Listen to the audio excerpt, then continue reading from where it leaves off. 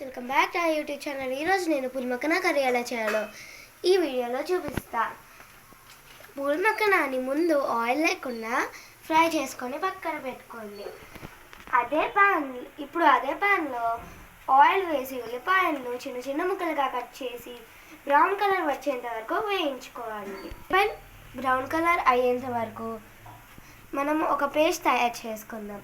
2 టమాటాలని చిన్న చిన్న ముక్కలుగా తరుక్కోండి. అల్లం వెల్లుల్లి జీడిపప్పు 2 లవంగాలు దాల్చిన చెక్క ముక్క చిన్నది యాలక్కాయలు 2 ఇవన్నీ కలిపి మొత్తాన్ని పేస్ట్ లాగా గ్రైండ్ చేసుకోవాలి. ఇప్పుడు ఉల్లిపాయలు బ్రౌన్ కలర్లో వచ్చాయి కదా.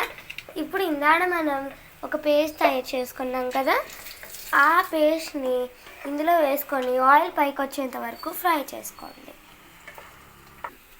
ఇప్పుడు కొంచెం పెరుగు తీసుకొని అందులో కొంచెం కారం, ఉప్పు, పసుపు, ధనియాల పొడి, జీలకర్ర పొడి, గరం మసాలా వేసి బాగా కలిపి ఈ మిశ్రమంలో వేయాలి.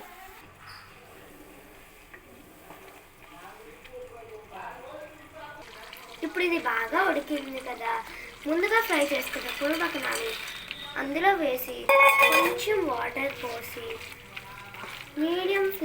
లో ఫ్లేమ్లో ఉంచి మూత పెట్టాలి.